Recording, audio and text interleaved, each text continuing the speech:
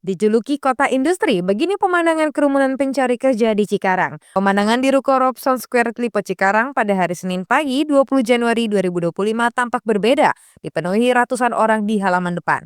Kerumunan orang yang didominasi pria muda merupakan para pencari kerja yang ingin mendaftar pada agen tenaga kerja di ruko tersebut.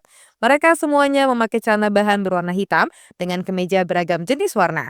Ada juga yang mengenakan jaket yang sudah lusuh, menunggu kepastian pekerja yang tidak kunjung didapat. Tidak ada ekspresi kebahagiaan dalam raut wajah mereka. Nyaris semuanya pandangan tertuju pada seseorang dari pihak agen tenaga kerja yang sedang berbicara. Mata mereka seperti mengungkapkan impiannya hanya ingin untuk bekerja memperbaiki ekonomi keluarga. Kemungkinan, kerumunan mencari kerja ini didominasi oleh para perantau yang mengadu nasib di kota industri. Cikarang yang masuk Kabupaten Bekasi per tahun 2025 ditetapkan sebagai daerah dengan UMK tertinggi ketiga di Indonesia.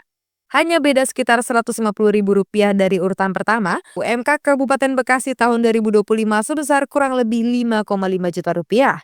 Dengan UMK sebesar itu per bulannya, banyak orang tergoda untuk berjuang mencari kerja di Cikarang. Tidak peduli keringat yang sudah mengucur dan bercampur debu jalanan, wajah mereka yang sudah kusam tetap bertahan. Ada kerjaan dan upah layak untuk mereka. Di Cikarang, ada sekitar 7 kawasan industri dengan jumlah pabrik kurang lebih 400.000 perusahaan di berbagai negara. Dengan jumlah sebanyak itu, seharusnya mereka mendapat peluang untuk bekerja di salah satu perusahaan.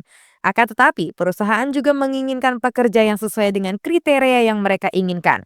Sehingga para pencari kerja harus melewati persaingan cukup ketat dengan orang lain dan bahkan teman sendiri yang pernah berjuang bersama-sama. Belum lagi ditambah mereka yang mengandalkan orang dalam agar bisa diterima. Persaingan itu akan terasa semakin berat. Kenyataan ini membuat wajah mereka akan semakin murung karena harapan untuk bisa diterima makin mengecil dengan saingan ratusan orang. Ada netizen yang mengatakan bahwa sebenarnya lowongan kerja itu banyak, tapi mereka yang mencari kerja biasanya pilih-pilih pekerjaan. Lowongan kerja memang masih banyak di negeri ini. Hanya saja, calon tenaga kerja yang meminta uang kepada pencari kerja juga semakin menjamur di mana-mana. Hingga saat ini, masalah calon tenaga kerja yang menghambat pencari kerja untuk mendaftar kerja masih belum bisa diatasi secara serius oleh pemerintah yang menjanjikan lapangan pekerjaan.